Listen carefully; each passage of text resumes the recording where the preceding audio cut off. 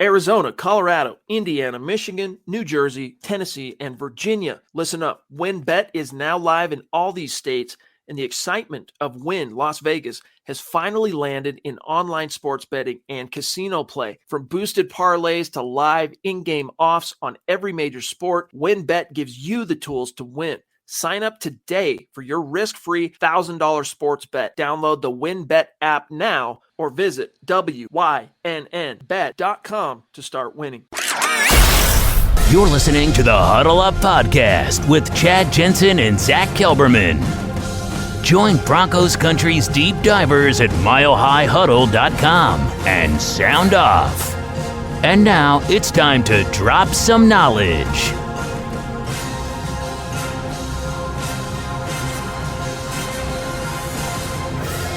So welcome in, everybody. It is the Huddle Up Podcast, presented as always by Mile High Huddle, powered by Blue Wire Podcast.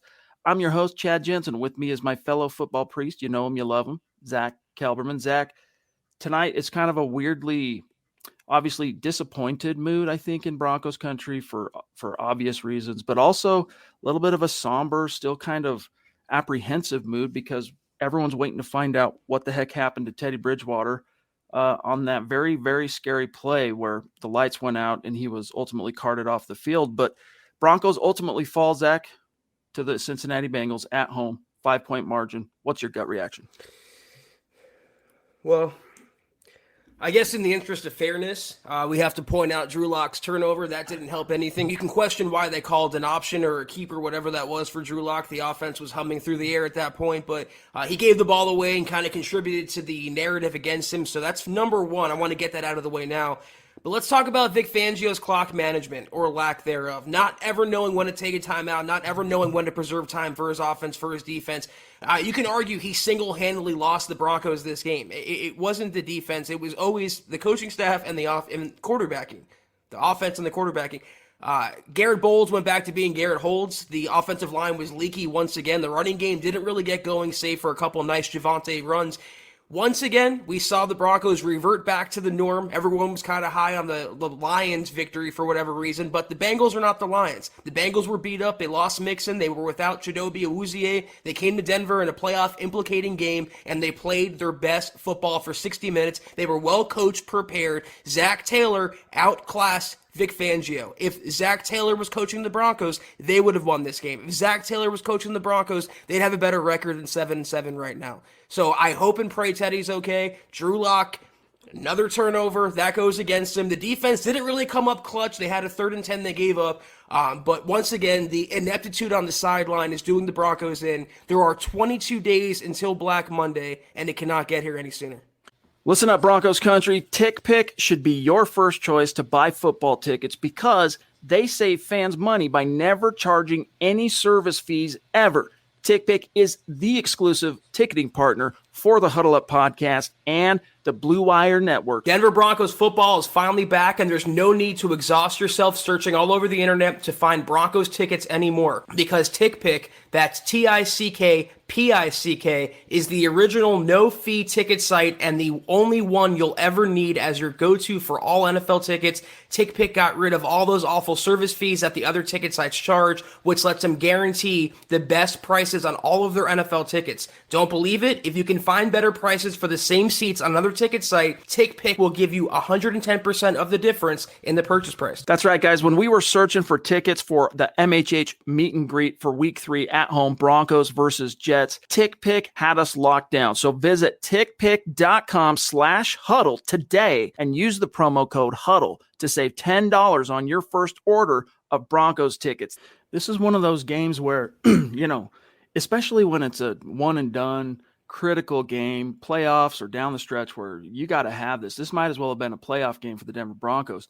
You need your best players to come up in the clutch, right? And on 3rd down, you see the dagger when Joe Burrow steps up, hits, who was it? Was it Higgins?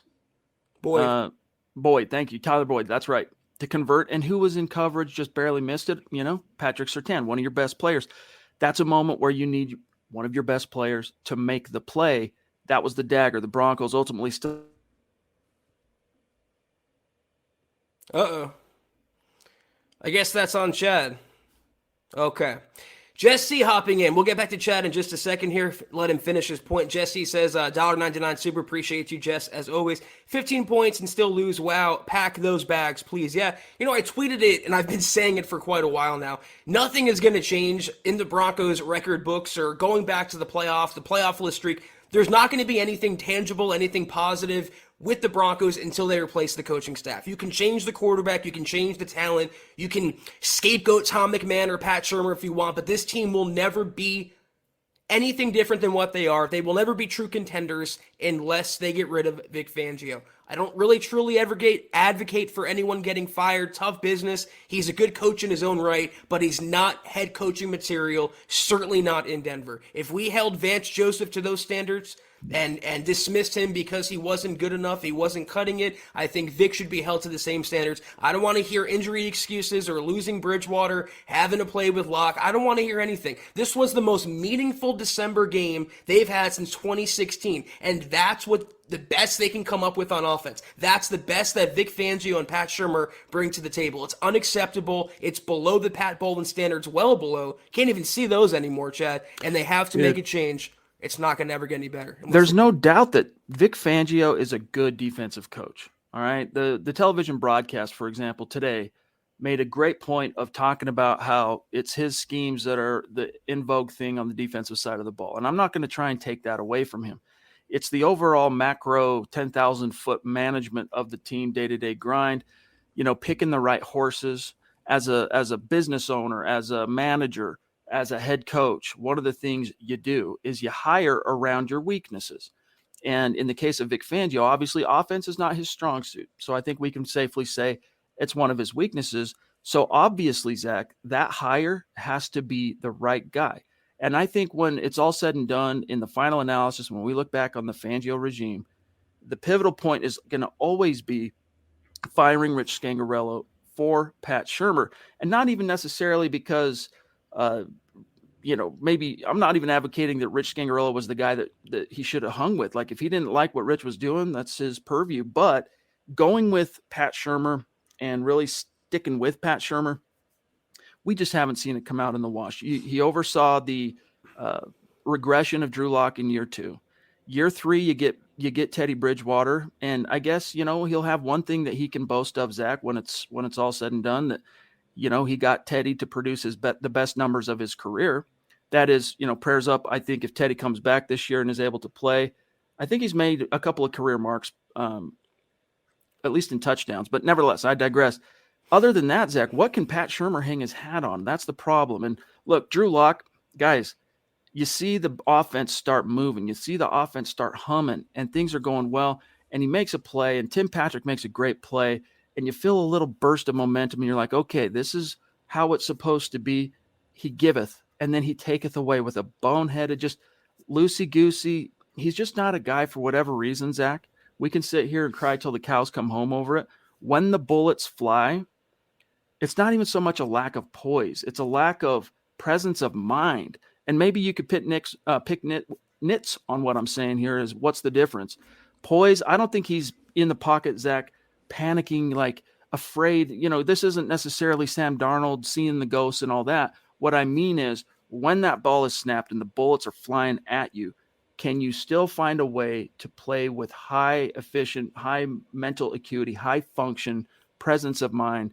He just, maybe sometimes he can, but he can't sustain it. And ultimately it results in these boneheaded giveaways. I think for anyone who references Teddy Bridgewater's new career high, it's a bunch of propaganda, because when your previous career high was, 15 or 16? For a starting quarterback in the NFL, that's not a really high bar to leap over. I think he was pacing to set new career highs in attempts and completions, but once again, when you look back at his body of record, I don't think that's a point of pride for this season for Teddy Bridgewater. It's just not a good combination all around. When you have a head coach who's so baffled and so clueless on the sideline, doesn't pay attention to the offense, and gives the keys to someone like Pat Shurmur, who prefers, like Fangio, to play for a field goal, Chad, play not to lose, settle for 3 points. It's amazing when Locke entered the game, the playbook suddenly opened up, by the way. What never were downfield passes became downfield passes, and actually Drew Lock was making nice throws. Once again, I'll say, he made a really bad turnover. That fumble was on Drew Lock. You have to own it if you're a Drew Lock supporter. There's no two ways about it. But he got them down to that territory. He got them down there by passing the ball, by working it downfield.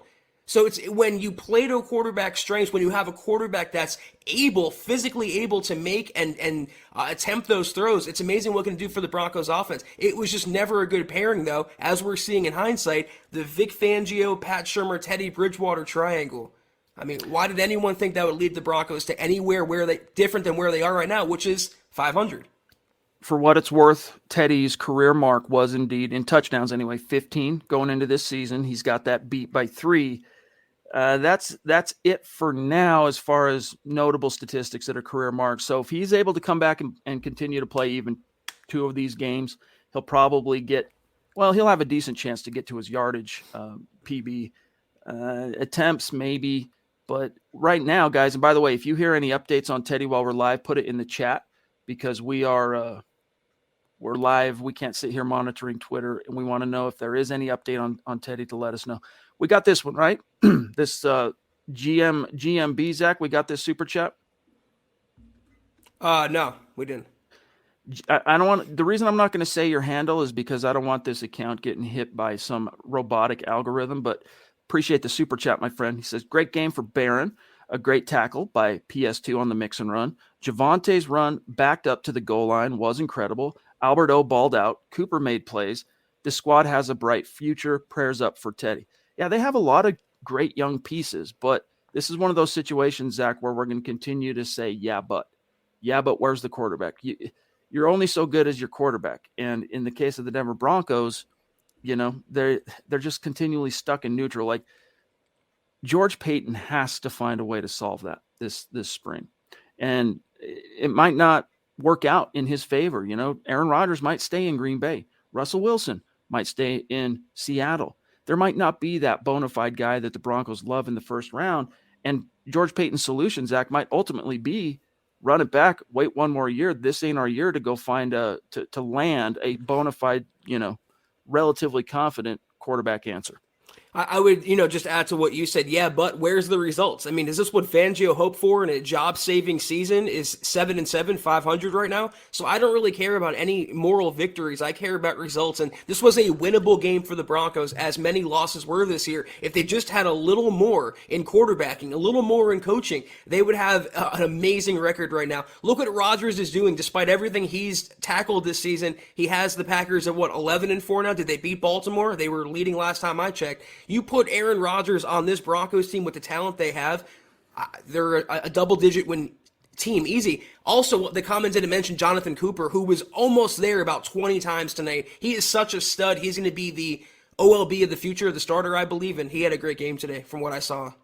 Lots of hustle plays, lots of almosts. I think he got credited with a sack on that slide down by Joe Mixon. In fact, I want to confirm that real quick. Let me look here. Sack 2, sack 2 for Simmons, 1 for Shelby. Oh, they credit it to Justin Simmons, that slide down anyway. But yeah, Cooper, he was a whirling dervish. I want to see people close, man. I'm tired of the almost, and he affected the play by rushing the quarterback. Well, get home and tackle the quarterback, right? Malachi says, and thank you for that very generous super, my friend. Team effort on this loss. McManus missed with a field goal. Defense gave up a 2-play touchdown drive right after we score, and then hang on to the ball, Drew. But why was that play even called? Hope for the best, Teddy. Never want to see that. Yeah, definitely. Especially, any injury, you don't want to see it, but especially, Zach, when it's something neck, head, it's just so scary. You never know. That's pretty touch and go, and especially considering Teddy, like, he's kind of thin for a Q, right? He's kind of got not frail is the wrong word, like a thinner bone structure, I guess is what I'm trying to say. Like, so I worry about him. I hope he's all right.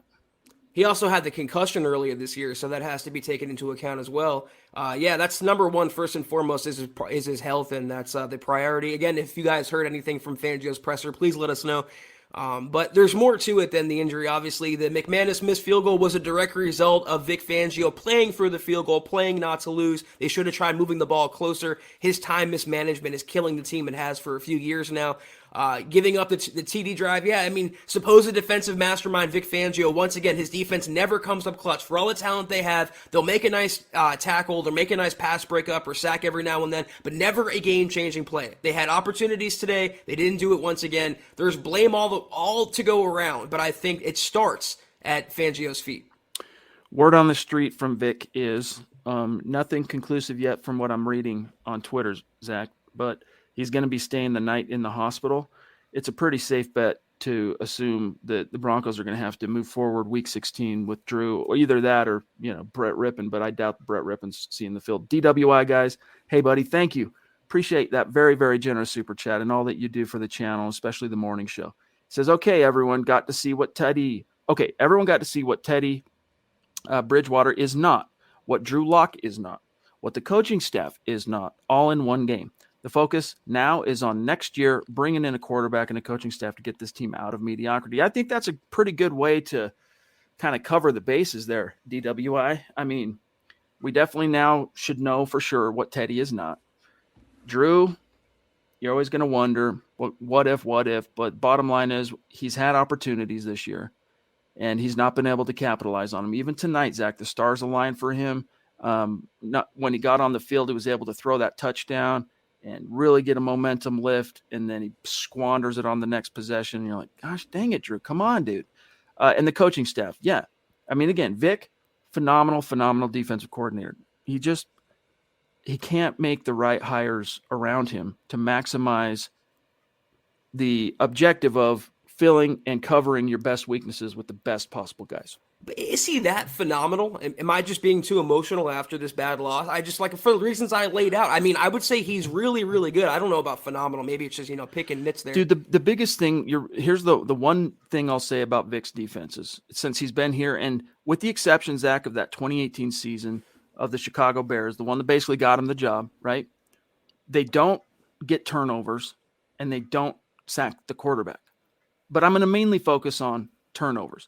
You might be able to go back and look at some of those Niner defenses, the Harbaugh era there, because there was just so much talent on that side of the ball, and those defenses under Fangio were really, really good. But let's just say from Chicago 2015 to this point, you take out that 2018 season, Zach, and the game-changing plays, X's and O's wise, like figuring out how to foil quarterbacks, figuring out how to stop the run, figuring out how when the field is shrunk to really maximize that for your defense and whatnot in the red zone. Like Fangio's really good at those things. What is it about his defense that is so non-conducive to takeaways? I don't know. You just have to have, I guess, all pros rushing the quarterback off the edge, or it's just not going to happen. It's because Fangio coaches in a different era, just like Pat Shurmur. They don't coach in 2021. And I would even say, here's the question. This is the true test. If I want to tell if Fangio's a defensive mastermind, who would you rather take, Fangio or Wade Phillips? I mean, I'm taking Wade all day, every day.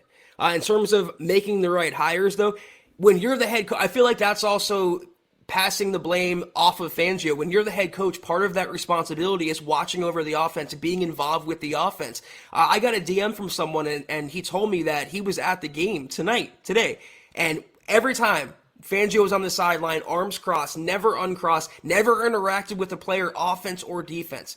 If you saw Zach Taylor on the sideline when the camera cut to him, he was constantly hustling. He was talking to his players, keeping his team energized. I just wish Fangio had that quality, and he doesn't, and it's hurting the team. I saw, and it was actually the first time I've seen it all year long on a television broadcast. There was one play that it showed him on the sideline talking to, not even talking, but like being close, head turned away from the field, listening and looking at Shelby Harris, who was gesticulating, right? He's passionate about something. It was in the second half there toward the end, and he was fired up, and that whole Shelby thing went on for a couple, 2-3 minutes, and Fangio was there like almost kind of being like, what's this about? I don't think he was even involved in the conversation. Then he wanders back to his post at the line. Chris, thank you, brother. Always a symbolic super chat on the gut reactions. He says, yep, $10, 10 points. Hey, brother, we appreciate that support. We really do. You the man. 727 mil in the house. What's good? He says, prayers for Teddy. Offensive play calling was bad. I mean, horrific. Drew didn't look bad besides the dumb play call. He gave them life with deep pass attempts. We need Drew in for next week, locked and loaded. Drew was playing pretty well. He threw some nice heaters, a couple of just great throws. One to Alberto, one to I think the other one was Noah Fant on an out pattern. The one to Tim that was the biggest play, the touchdown. Maybe he tried to throw it short like that. Didn't appear to be an accurate pass, but from the time that bad play happened, from the fumble on, he wasn't the same guy. But for generally speaking, you can say they moved the ball much better when Drew was on the field. It's just that you can never predict with him when that boneheaded facepalm moment's going to come. And Zach, when we were covering this last year and he was the starter week in, week out, we would kind of laugh about, like the Miami game, right? Week 11, Broncos big underdogs. It looked like the Dolphins were cruising to a playoff berth. And he comes out on his first possession, as he had done many times that season, and did something boneheaded. And it was an interception. And then he comes back and he plays really well, and the Broncos win the game. And we're like, he's just one of those young quarterbacks, got to get that bad mistake out. And then it's almost like it soothes his nerves. He kind of it does something to reset him. And then you can kind of be a little bit more not anxious about Drew being on the field from then on out. Problem with this, Zach, is it's too late in the game for you to have a kind of, get out of jail, or I'm going to jail for a second card, whatever you want to say it, that you can't afford even one of those plays in such a tight, closely contested game. Well, of course, when Drew Lock does something right, it's always excused. When he does something wrong, it's always heightened. Even if it wasn't the intended pass to Tim Patrick in terms of accuracy, at least he had the velocity and arm strength to make it down to the end zone. That was nice to see for once. So what he brought to the table was immediately re-energizing the offense. It reminded me of when he came in 2019 for Brandon Allen at that point, and I think it was the Cleveland game, and the offense just played just more passion, more fight. They were throwing the ball down the field. It seemed like Pat Shurmur was opening up the playbook. Again, the fumble was on Drew Lock. That was on him. I don't know why they called an RPO there to begin with when the passing game was working, but he was moving the ball and doing things that Teddy Bridgewater just can't. It doesn't make you biased. It doesn't make you a hater. It just makes you factual in realizing there are arm limitations to Teddy Bridgewater at quarterback, just like there are brain limitations to Drew Lock at quarterback. Both are not it in Denver. Both things can be and are true. As we say in lament, man, if you could just somehow take the best from Teddy and the best from Drew, Broncos would have a franchise quarterback.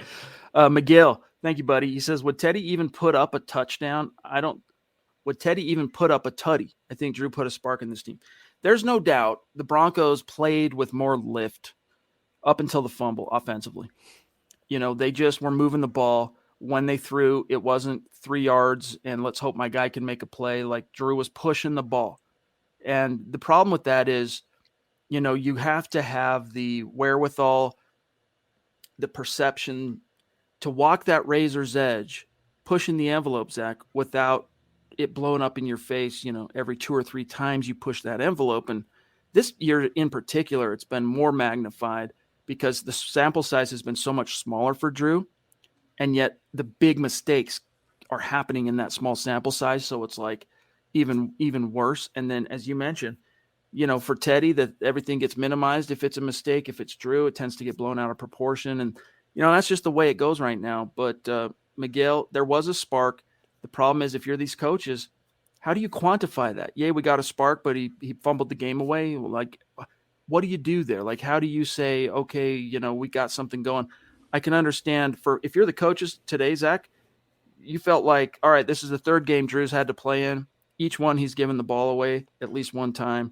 It's a nothing but confirmation to them of their decision that they made to go with Teddy. You wonder if at that point the Broncos were fired up and playing for Bridgewater and his health and, just like the Demaryius Thomas factor last week.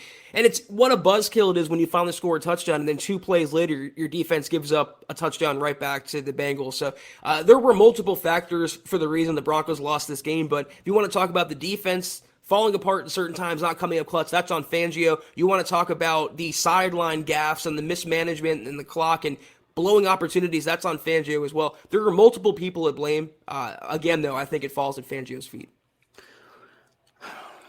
I mean, what is it now? One victory out of how many? Where's JT? JT has the statistic memorized. He tweeted us, I believe. Teddy was 0-18 when entering halftime going into this game. So officially now he's 0-19. I think Fangio had one win. Was he like 1-20 at halftime? So says something a lot. Like that. And there's a reason why. There are reasons why.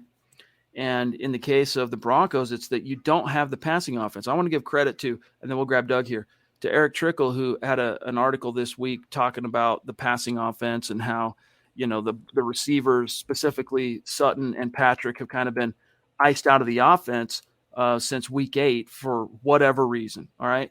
And the big risk with that is because you can say, well, you know what, because we hear from Teddy, we hear from Shermer this week, hey, all that matters is we're winning games. That's cool, but eventually you're going to be put into a situation, Zach, where you got to throw. And if you don't have that chemistry and that connection, that, ability to make hay with your boundary guys, it's going to bite you in the rear end. And it did today in spades. I mean, Cortland Sutton dropping that slant on third down in the first quarter, for example, that's on Cortland. I mean, I'm not going to try and blame Pat Shermer or Teddy Bridgewater for that. But there is a little bit more of a 4D component to this, in that the chemistry is just not there. Teddy just has iced these guys out of the game to a point where it's, I put myself in Sutton's shoes. There's no excuse for not catching that ball, but you start to kind of understand when you see the backdrop.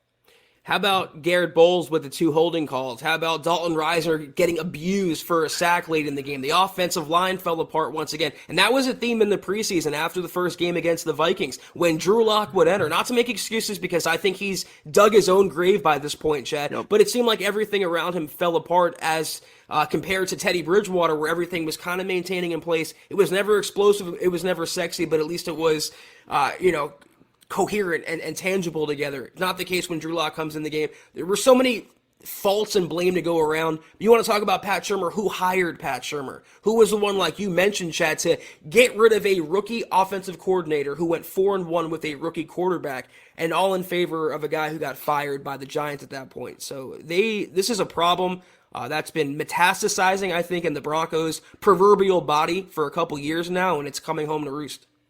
Doug, thank you, my friend. Appreciate you. He says, guess we should root for the Colts now. I wonder how far we are from being a playoff team. You guys are right. We beat bad teams. I hope Locke would have risen. I hope Locke would have risen to the occasion today. Yeah.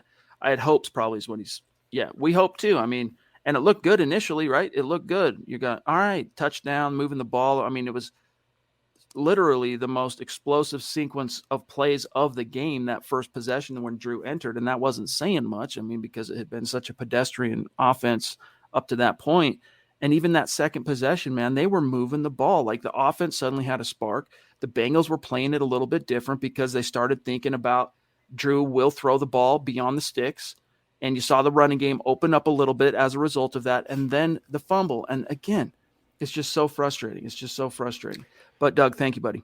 The Patriots, I think, would wipe the floor with the Broncos, and I think look what the Colts did to the Patriots, though. That was a really impressive game on a primetime stage. That's just really good preparation, really good execution, and it's more than I can say for the Broncos right now, unfortunately.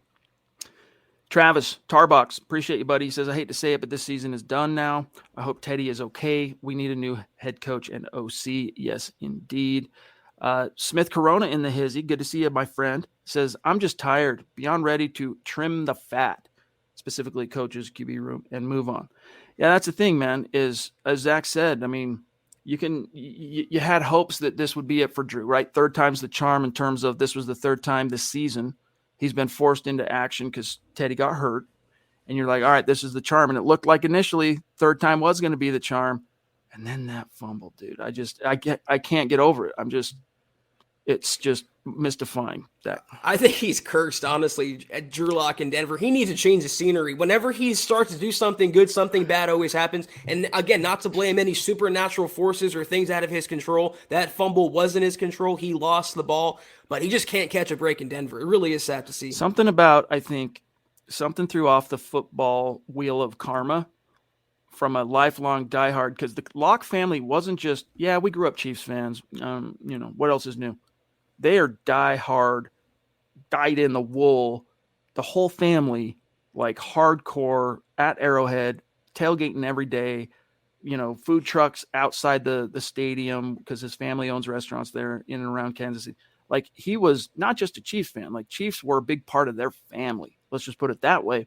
And there's something about that, being drafted to the Broncos. I mean, we would talk about it, Zach, in as his rookie year and last year. Like, anytime the Chiefs came up on the schedule, there was always some kind of weird thing for him. Like, it was just, instead of it being a business thing and you just go take care of business, like, it was an issue for him somehow, some way. He would never admit it that way, but you could see just in the way he would talk about the Chiefs, what was it? The Darth Vader comment. Do you remember that? I got to be Darth Vader here. And it's like, dude, you're the Broncos. You're not Darth Vader. You're Luke Skywalker. What are you thinking here, big dog?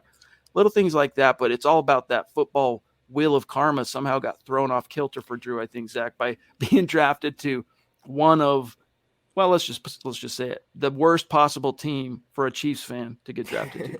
And with the worst possible coaching staff as well. And if that didn't do it, Chad, I think last year's whole CV disaster, I think, was the final nail in his coffin. He just needs to go to another team and move on already. David, thank you, buddy. He says, I don't even know what to say about this game. Is it true Locke threw the ball away on the last play? I wasn't able to watch. Yeah, went out of bounds. Well, it was like 4th and 24 or whatever, 27 on the 5. I mean, yeah, they went backward from the second. The defense got the ball back. But again, the dagger in that final sequence before the offense got the ball back was giving up that 3rd and 8. You got to get that stop. And, PS2, he's a young guy. In the future, I have little doubt that he will be able to make that stop and, not allow that reception, break up the pass, whatever it may be. But this is yet again, it's one of those seasons where you're always a day late and a dollar short. You just can't quite get over that hump in a consistent way. I mean, look at this. Vic Fangio, Zach, was very resentful of the notion that this was a roller coaster team. Jekyll and Hyde, up, down, up, down. Look at the pattern here. I mean, it is striking. 3 wins in a row, 4 losses. And then you had one little stretch of a 2-win streak, 8 and 9. And then since then, it's win one, lose one, win one, lose one. It's literally the epitome of a Jekyll and Hyde. Mike Reno says, I'm not blaming Drew for that turnover. Why the heck are they calling a run pass option on the 9? Seemed like the team actually got a spark when Locke came in. It did, but yeah, you can question the play call. But Drew Lock has to maintain ball discipline there. I'm sorry. You can't excuse him for that fumble. Yeah, I mean, I would have liked the Broncos to keep pushing the ball through the air, or if they want to run it, hand it off to freaking Javonte Williams. Why would you have Drew have an RPO in that situation? But yeah, you have to call it fair, and I'll always be fair or try to be. He fumbled the ball. He lost the ball. I don't think Teddy Bridgewater in that situation would have fumbled, and I think in hindsight, that's why we see Fangio and Shermer's proclivity for Mr. Teddy B. Eddie Keating, hey, buddy, appreciate you. Thank you for being there earlier today for Kelberman's Corner. That was fun talking with you. He says, I honestly hate the coaching staff. Hate's a strong word, but then he goes on to say, they hate Locke, and they're throwing him under the bus just to prove they were right about choosing Teddy. They need to go now. Peyton, it's time. Thanks, guys. I really don't know what you mean about that, dude. How are they throwing him under the bus? Like, he was pressed into action. He played well for a minute. Then he gave away the ball. And the worst thing about that, Zach, you were in scoring position, man. Yep. It's just so frustrating. Even though they probably would have preferred a field goal in that situation, knowing Pat Shurmur and Vic Fangio. Play for the FG, baby. That's the problem. That's why another reason why Drew never really would have worked out. They just don't have the right mindset for that type of quarterback. But yeah, I mean, he lost the ball in that situation. Good job on his part and Garrett Bowles' part to stay with the play and get the ball back for Denver. Or no, they were ruled down by contact, right? It should have been. It was a kind of a ticky-tack sequence there. Yes, indeed. George Fox, appreciate you, bro. He says, Drew played good until the fumble, but he did get us a tutty. Now maybe we get a new coaching staff. Maybe. We'll see. Jordan jumping in. Appreciate you, Jordan, with the stars on Facebook. Will Knox as well. You the man. Appreciate you as well. Very hot and heavy chat tonight. So much to discuss. Let's grab MJA Maja 2873. How about that? MJA. I'll just say MJA. Should we start Calvin Anderson over Bowles? No, Bowles has been good. It's just that, this is the first game. I think he had one kind of, pardon me, kind of like this last year, Zach, later in the year after he'd already kind of basically laid out his second team All-Pro body of work. But this is the first real facepalm Garrett Bowles game I'll say since 2019. And last week, for example, going against the Chiefs, like he was locked down, dude. Like he was money. Yeah. What you hate to see, similar to the Drew giveaway, is the bonehead plays came in clutch moments. It's inexcusable. The first hold, I can kind of give him a break on because he was trying to keep Drew from getting murdered after he'd gotten beat. The second one, in the clutch like that, like where every second and yard is just crucial, that's the one that he deserves some shade. I think it's fair to say that Bowles is better than pre-2020, but he's not as good as 2020. It took a little bit of a downturn after the contract extension. I think that's to be expected as well. You have to always factor that in. I don't think he was playing it was realistic to think he can sustain that level, but also give credit to the Bengals defense, and Trey Hendrickson is just a beast. Those guys get paid too, and he made Bowles pay on a couple occasions there, but it's old Garrett rearing its ugly head. Jordan says, why did Vic call a timeout with a Cincy player injured? Shake my head. I know it's one of those, again, it's a question of competency. It really is a question of competency, and great defensive mind. I'll say it. I think Vic Fangio is a great defensive mind, generally speaking. Great head coach. He's not a details guy. He's not a, find the pattern in the chaos, bring everybody to a single objective and go execute that objective and rally the troops and interface and engage with the players and all that stuff. He belongs up in the booth, calling his defense, has to talk to the media once a week. That's Vic. That's where he belongs. It's part of the job description, though, Chad. I mean, you can't excuse away those responsibilities. And just because he doesn't want to do them, it's like saying, I don't want to write. Well, I have to. It's part of my job responsibilities. Do it well. You don't just write. You have to write well. And in Vic's case, you don't just head coach. You have to head coach well. And he's just not cut out for that. Again, if I'm saying when you were gone, when your connection died out, if we held VJ to those standards, why not hold Vic to those standards? I think he's had an ample sample size to prove himself, and the errors he's committing weekly are just as bad as the quarterback play, just as bad as any other factor, if not the worst factor. Scott says here, and this is a good point, the pattern for the Broncos is crystal clear. Opponents that are strong in the trenches, they beat the Broncos. Every single one. Yes, they are. They were missing Draymond today, for sure. Yes. But you know what? I'll say this, because they were missing Draymond. They were missing Kenny Young. I was pretty impressed with, what's his name? I just lost it. The 50. Jonas. Yeah, he played Jonas Griffin. Game. Thank you. I thought he played well and with intensity, and he was flying around out there. And, Baron Browning continues to, for the most part, impress me. I mean, their rookie moments, they're going to happen, but this Bengals rushing offense was held to 113 yards. I mean, and that's a couple of good backs, including Joe Mixon, who I know he's banged up a little bit. But Mile High Kid jumping in. My goodness, the horrible clock management was so frustrating to watch, and the missed field goal. It becomes cumulative, Zach. In these type of games, the margin for error, it's razor thin. It's so thin that you can barely see it. Missing a field goal, that was probably in and of itself, that field goal, enough to ultimately have doomed the Broncos in this game. But then the cascading effect of the remaining mistakes that occurred from the fumble to the Broncos allowing a touchdown. How many plays was that after Drew threw the touchdown? 2 plays, touchdown, right? And then we can go back to PS2 and go back to Bowles. I mean, it becomes a cumulative thing. It's a one-possession loss, though, by a few points. And let's say Fangio cost them 3 at the end of the half by playing for the field goal and putting McManus in a bad situation. And then he burned his last time out weirdly north of the 2-minute warning and just didn't set up correctly for the offense. So that's a potential 6-point swing in a 5-point game. Mm-hmm. That's where my mind's going with it. Mike Reno says, we lost this game in the first half, not the second. Maybe talking about the field goal. I don't know for sure exactly what you mean by that, but appreciate you, Mikey. Miguel says, holy moly, Batman, the Broncos have tight ends. Dude, you're seeing Albert Okwuegbunam leap over dudes on a daily now. Every time he's on the field, he jumps over a cat and gets a first down.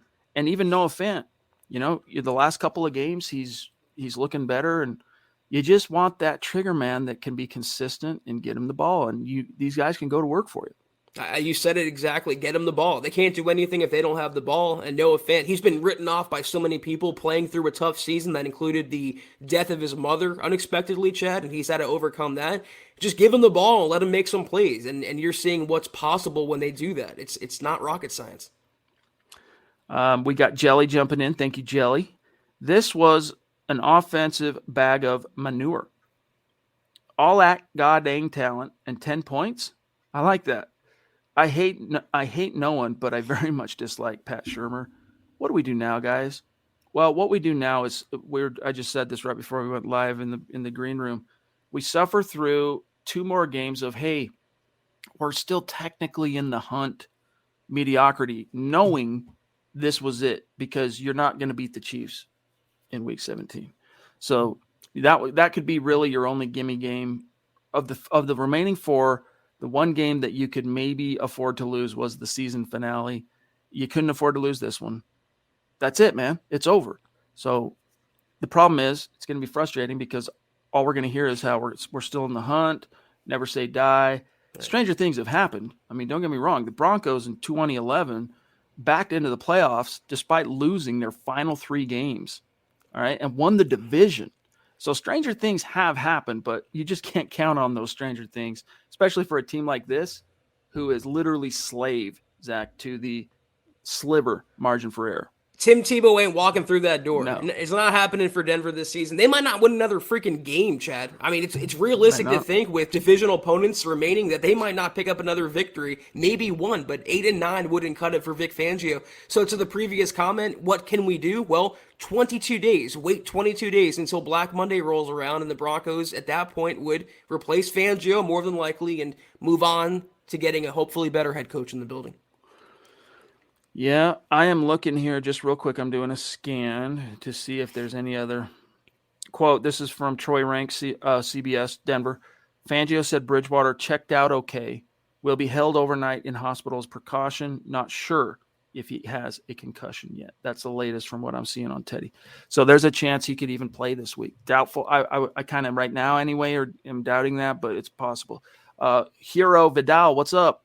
How do you expect Locke not to make boneheaded moves when he gets no practice or real game snaps and his coordinator is Shurmur? Our coaches are slow. I get that. I do. Listen, I get that. It's frustrating. But Drew Locke, you can't fumble the ball right then and there. There's no excuse for it. Was it a bad call? Yes. It wasn't a good call. But Drew Locke, Pat Shurmur wasn't the one that punched the ball out, and loosey-goosey was doing this, trying to pretend like you're a point guard edging past the forward on a fast break. Like, dude, this is footy ball. And that's the penultimate sacrosanct object is the ball. Hold on to that sucker, dadgummit. Yeah, you got to call it like it is. I don't think practice reps has anything to do with Drew Lock not holding onto a ball. That's something that you learn from day one of playing football in Pee Wee is, holding the ball securely, not like a loaf of bread, not doing anything that would risk a turnover, especially in the red zone so near the goal line. So it's all on Drew Lock. You can question the play calling. I think that, like Chad said, it's a bad call. Why would you have an RPO there? But can't give up the ball. Can't do it. And if you are going to RPO, it should have been an RPO throw. Right? Like, give it to Javonte, right? If you see the DE do whatever, right, on the edge, if the DE reads the right or keys the right way, give it to the running back. If not, you pull it down and you throw it. Drew Lock running, never a good option. I mean, when he's outside the pocket, for the most part, you can be relatively confident that he'll pick up some plus yards, maybe even make a play. But in the congestion like that, contact, bad idea, Pat. Wyatt Horning. Vic definitely called up and told Pat to call that play to make sure Locke doesn't show them up. 2 drives, 2 tutties wouldn't have looked good. Pat single-handedly cost us the game. I'm sure you're joking a little bit there, Wyatt. At least I got to hope so. Vic Fangio's coaching for his freaking life, bro. Like, he's coaching for his career as a head coach in the league. Like, probably no one in that stadium wanted Drew Lock not to fumble more than Vic Fangio in that moment. I don't want to feed this theory too much because I'm with you. I don't think it's necessarily true, but let's say you're Pat Shurmur and Vic Fangio and you know that Drew Lock is so prone to turnovers. Why would you call the play to begin with in that situation? Why not hand the ball off to Javonte Williams? And there's also, Chad, remember in the preseason when Teddy was in the game, this was a storyline for a few weeks. They would go forward, and every fourth down when Locke was in the game, they would punt and not go forward on fourth. So there's, I guess, something to be said for how the coaching staff feels about both quarterbacks. Obviously, they prefer Teddy Bridgewater. They do not like Drew Lock, but I don't think they went to those lengths.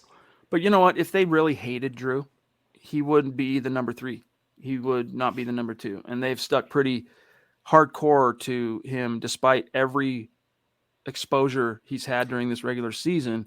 It's been not just forgettable, like it's been not good. And today is the first example of him actually doing some really good things on the field in this regular season, and then he completely torpedoes that with the fumble. Claude Holding, number 72. I know, right? It's like you're having flashbacks to the traumas of 17, 18, 19.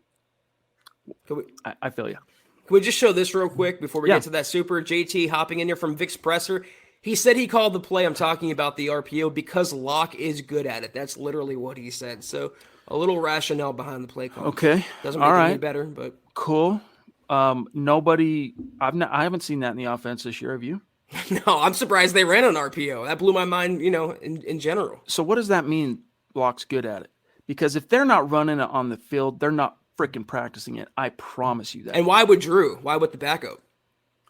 I don't buy that BS for a second. 19 EHF. Thank you, buddy. With Herbert and Mahomes in this division, we need a true franchise quarterback who can get the team over the hump. Quarterback purgatory sucks. I know, man. We're starting to be able to fully relate to what it was like to be a Browns fan from the time Bernie Kosar declined up until, I guess you can say, Baker. Like, think of how long they went through quarterback purgatory. Like, they just could not get it right. How many first-round picks? How many high dollars spent on that and just couldn't get it right. I'm giving myself the chills here, even comparing the Broncos to that horrendous Browns stretch. But at least it's George Paton, all right? And George Paton, I think, can find a solution. I hope anyway.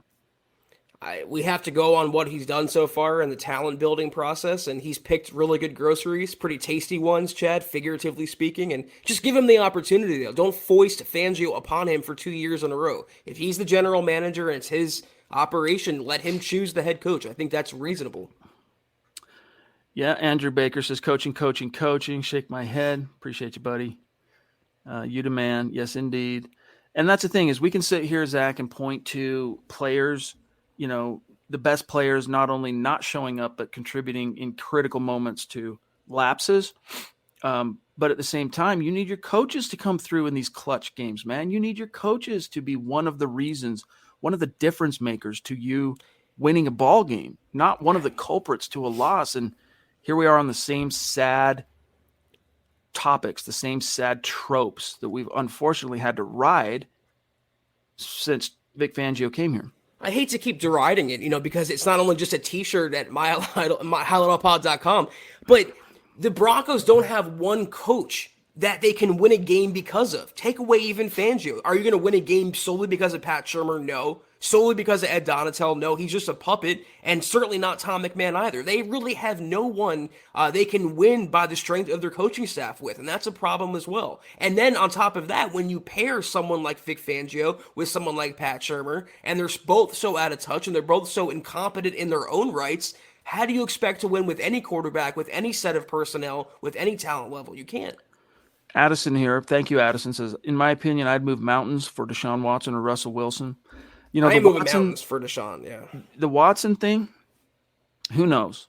We've seen it happen before, not just in sports, but politics, when a celebrity gets busted doing something. Enough time passes that eventually it kind of gets brushed under the rug and people kind of forget about it and they go about their business. Maybe that happens for Deshaun Watson. I doubt it. But unless it does, he's radioactive to the Broncos because the Texans are still going to want to haul for him. They're going to want some big-time capital to give up Deshaun Watson. And if all things were equal, and he didn't have those radioactive accusations and potential criminal things coming against him, then, that just becomes a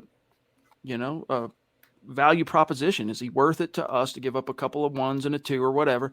Now you have to worry, if I give up those ones and twos, what if he does get charged? Or what if this, you can't think about Watson as a viable possibility unless something seriously, Zach, develops on that whole, all those accusations front that's favorable to him, which 22, I just don't see it happening. Naj, love you, buddy. Thank you for that very generous super. He says, hey, brothers, first, prayers up for Teddy. Tremendous effort by the team. Very proud of him. That sequence before the half and timeout at the end of the game were sickening. Broncos offense plays scared, and other teams know it. That's, again, on the coaching. Well said. The thing about Deshaun, I think he's going to Philly. I think that's going to be the team. They don't like Jalen Hurts there. Gardner Minshew obviously isn't the future. I think he's going to go there.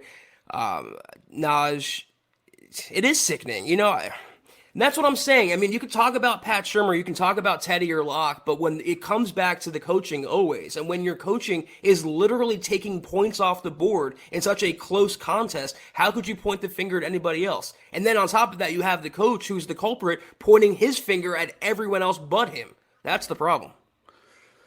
Sadly. Different strokes jumping in from UK. Very cool. Thank you. Appreciate you. Your UK Cardiff Broncos fan here. Watched the game. Sad that it was Teddy or nothing. Just shows how bad the team is at quarterback. Yeah. It's there's just so much there that you could really go into as far as quarterback. But bottom line is, Broncos moved off Drew for a reason, in their estimation. All right, and their solution, short term, though it probably was Teddy for this year. The wisdom of that, I'm always going to question. And to this day, Zach, I'm always going to wonder, well, hey, Drew Lock showed improvement in the preseason training camp. Why didn't you stick with the incumbent? Because you could have always gone to Teddy at any point. But that water, Zach, is so far under the bridge. Me even mentioning it right now, as I just did, is literally freaking pointless. Drew's had his opportunities. Like if you think about fairy tales in the sports, and they've happened, guys. Look at Kurt Warner's story as a fairy tale example of how things can play out for guys who are ready for their opportunity, right? Drew had 3 opportunities this season, despite the disappointment of not winning the job or whatever, or having the support of the team as the incumbent. You had 3 opportunities gifted to you to step in and make the coaches realize how badly they made a mistake. Couldn't do it. Drew Lock's not it in Denver. He needs to go. He's not the guy. He's not Cursed. a franchise. That's the best way to put it, dude, the way you said it. I think he really is afflicted by some force, the football gods or whatever, or just Drew Lock's own, faults. He's just cursed in Denver right now.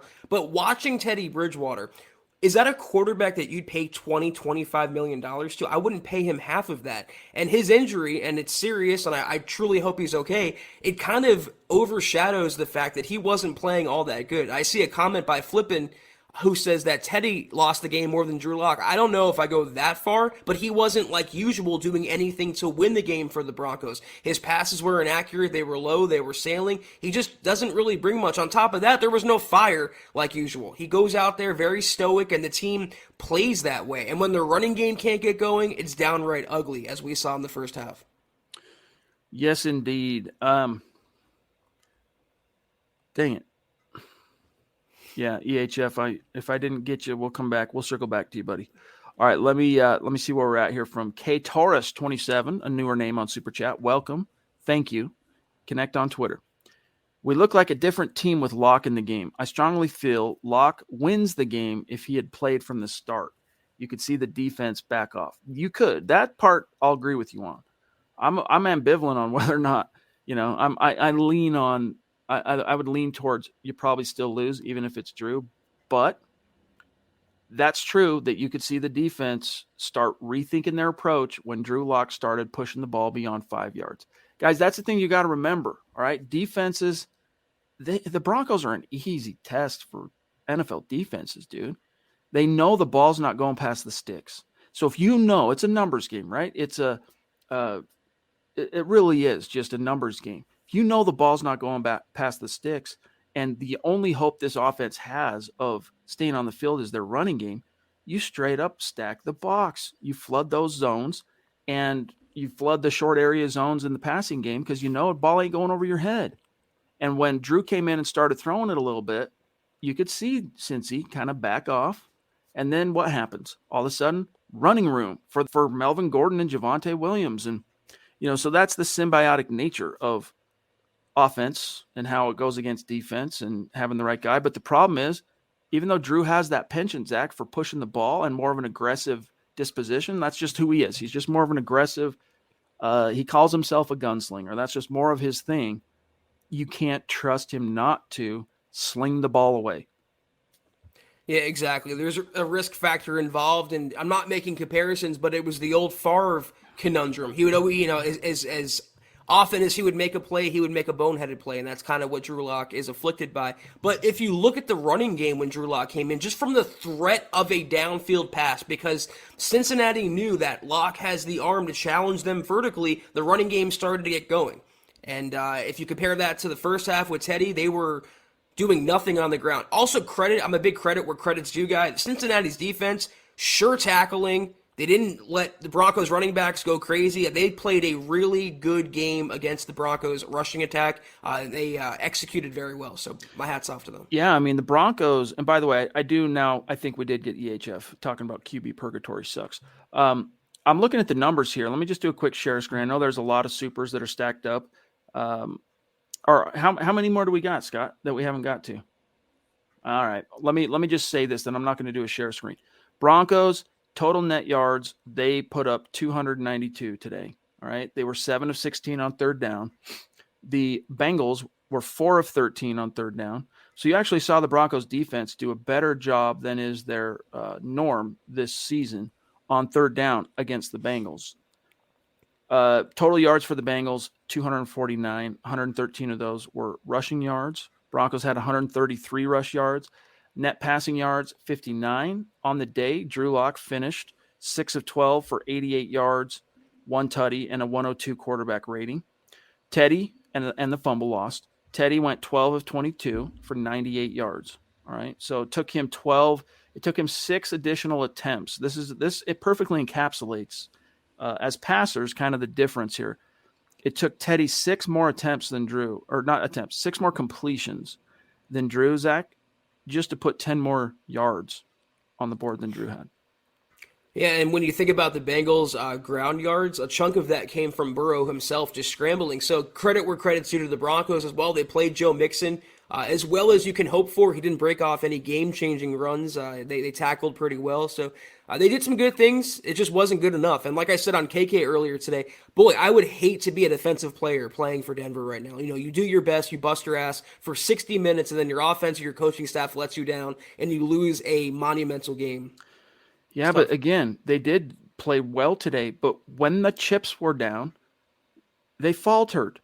And the elite defenses don't do that. Elite defenses, they're that stingy, predatory freaking animal until the final gun sounds. All right, we got a really rapid fire because I didn't realize we're this far in. And we got a lot of waiting super, so we got a rapid fire. Steve Hale, thank you, buddy. I thought Drew won the starting job. Hindsight is 20/20, but I can't help but wonder with his growth if we wouldn't be farther along. Not like Shermer's play calling is that creative. Yeah, you can wonder, because in the same sense, Zach, that Drew, as a young guy, has to get that boneheaded moment out of his system and then kind of go about business and things kind of stabilize. From a team perspective, probably would have shaken out that way as well. You probably would have had 1 or 2 ugly games early on in the season where Drew's doing some buffoonery stuff, and then you could expect him to stabilize somewhat, right? To what degree? Hard to say at this stage. How much did he really develop between the end of the 2020 campaign and, when that point would have been early in the season? But it's one of those, we're never going to know issues, Steve.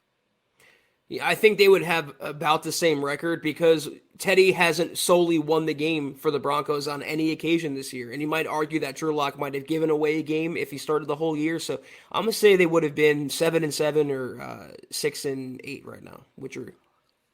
Yep. Jelly, why can't we trade coaches like for picks and players? You can. Remember the John Gruden trade?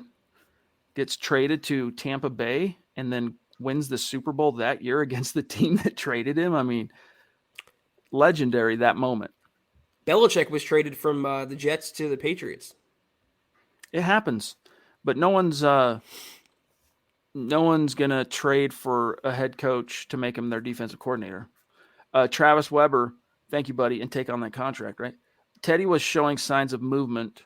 Teddy showing signs of movement is a very good sign. I never want to see anyone injured or being carted off. I was saying earlier on Zach's show that this morning I read an article on CBS Sports that the team could be sold as early as this spring to a group that includes Peyton. Yeah, it's not the first rumor on that front, Travis, that we've heard about Peyton trying to kind of muster together a buying group, but it really does feel like some kind of resolution on the whole ownership issue is coming this spring. Not just from what we're hearing in rumors, Zach, but from what Joe Ellis said. He's planning on being gone. John Elway's contract's over. John Elway's only got 2 weeks left on a contract, or maybe longer than that. I'm not sure exactly when his contract expires, but this is his last season as under contract as president of football operations. Lando, don't call me Calrissian. Love you, buddy. And then, Zach, if you want to grab Spencer. Yeah, Spencer, $5 super. Appreciate you. Is that a new name, Chad? Spencer Hanny? We appreciate you. Welcome, Spencer. Feel free to keep joining us on the podcast. Kenny Piggott, come on down. He says, jokes aside, loads of talent. Young talent, just need a clean house. Also, I know Chubb has been injured, but is he non-existent? I thought he actually played pretty well today, Chad, especially in the first half.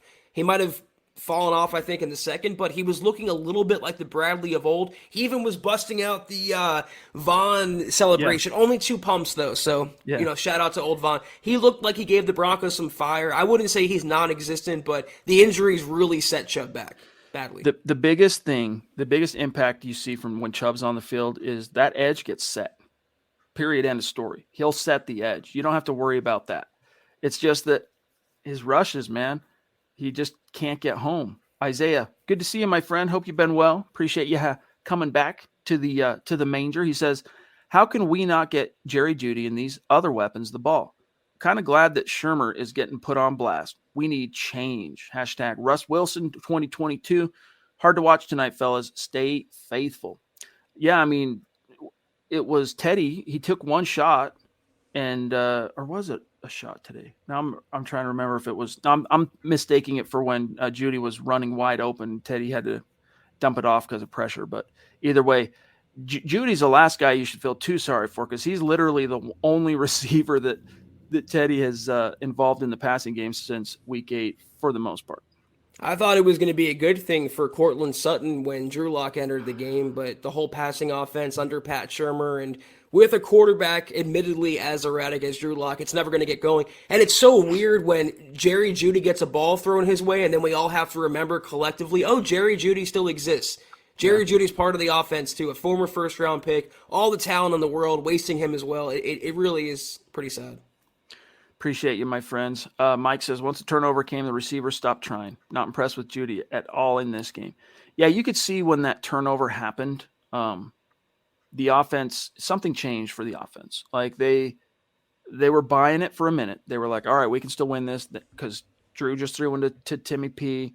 Like, we're good. And even when the defense gave up a tutty 2 plays later, the offense got it back. They started moving the ball, man. They got down there. But they gave up the ghost, no doubt. Good observation. They gave up the ghost, Zach, when that fumble occurred. It was here we go again, right? They just can't overcome that like they can't overcome a holding penalty, Chad. They're not good as an offense enough to overcome any little mistake. Everything has to be perfect for the Broncos to move down in the scoring range. Not even score a touchdown, but maybe even get a field goal. That's the state of the Broncos offense. It has to change. Can't go on like this.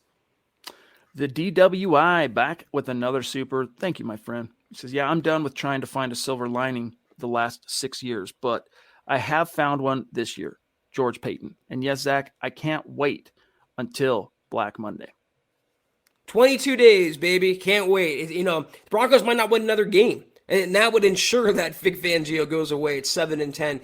They need change. Again, I said this on KK. I don't advocate for people to lose their job. Very tough business, hard to cut it. And he's a good coach in his own right to an extent, but it's been 3 years now. You gave it a good shot, I guess, with Teddy and Pat Shurmur, and he made his own bed, and now you have to lay in it. So, time.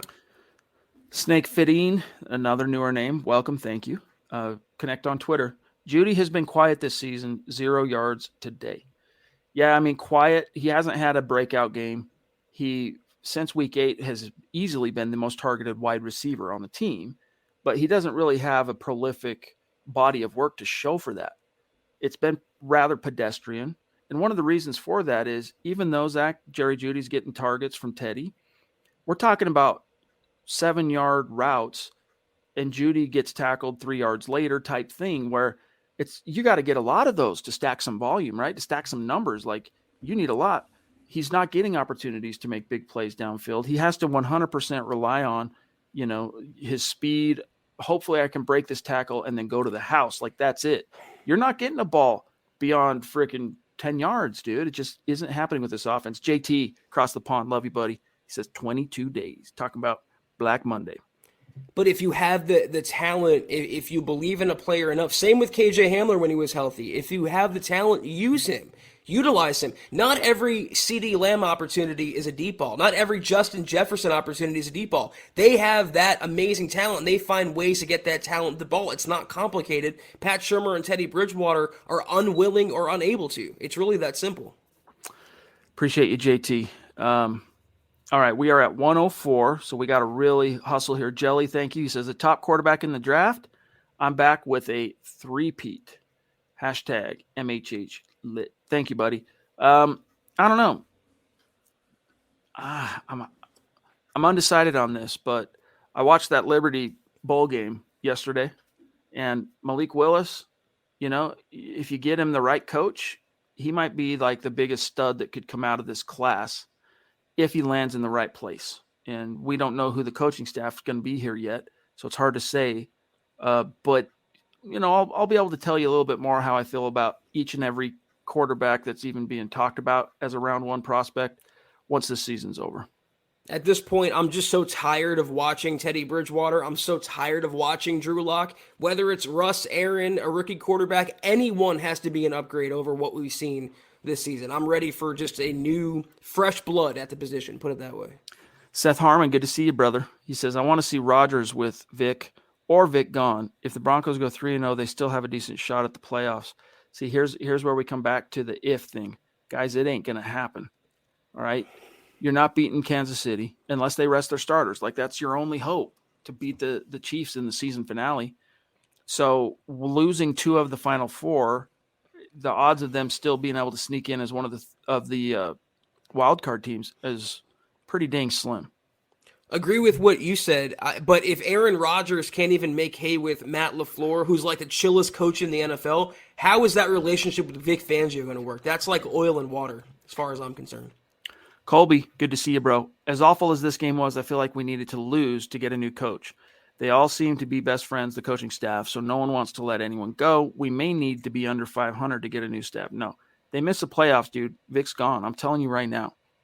You can't go 3 years of 2 of which being sub 500, probably this one being sub 500 when it's all said and done, under a new GM and expect to keep your job. It's just not going to happen, dude. They will move on from Vic Fangio if this team doesn't make the playoffs.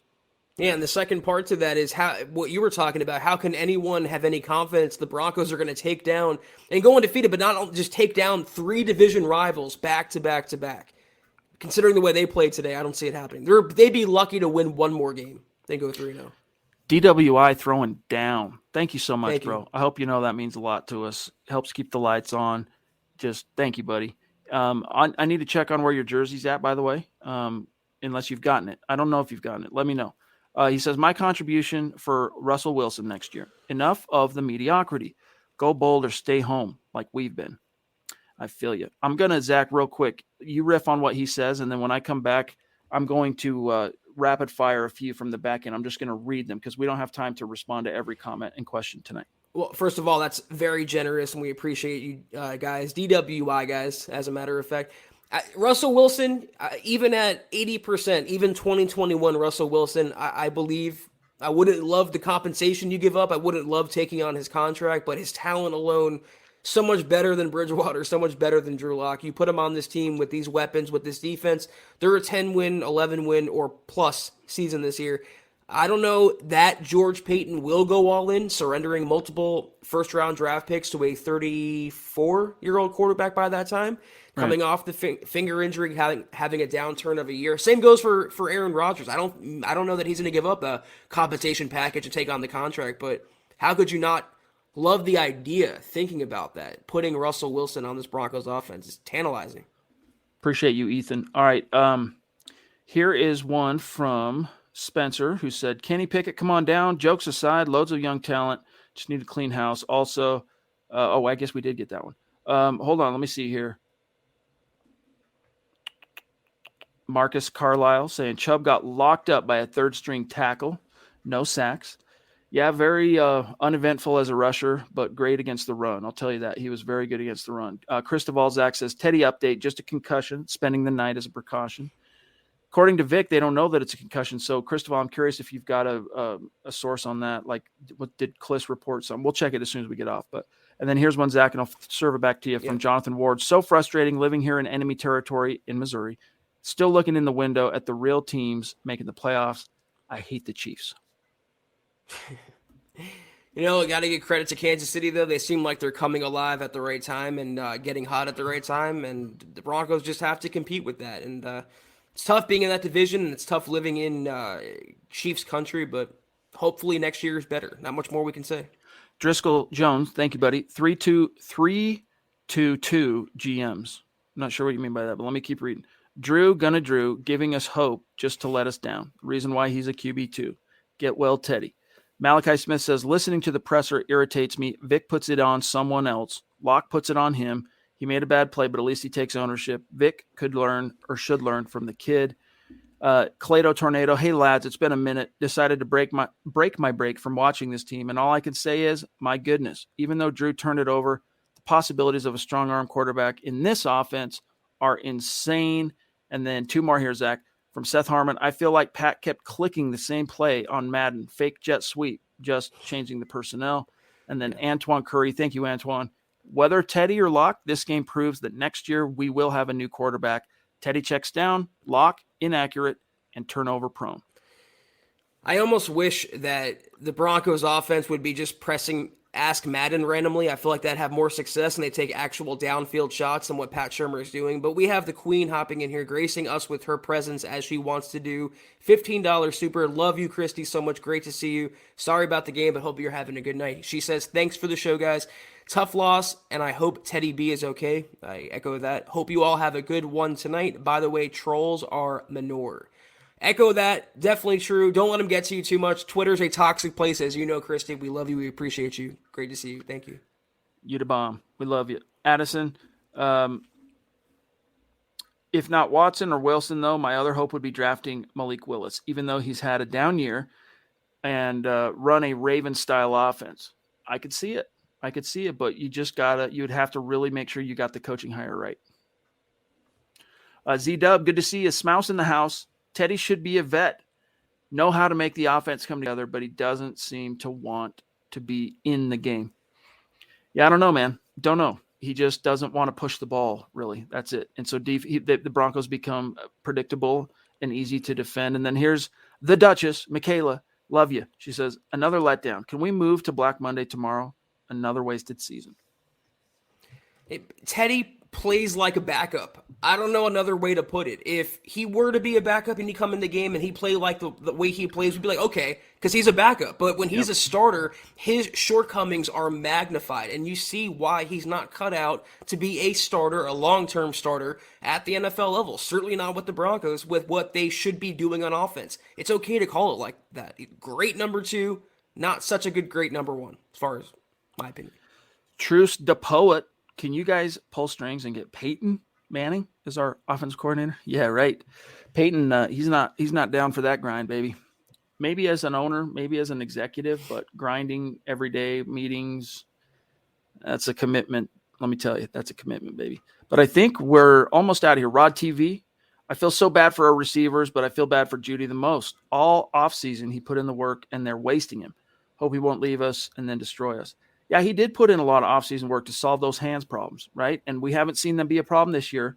But at the same time, he's not been able to find a way to make big plays, even though Zach, since week 8, he's been the team's most targeted wide receiver.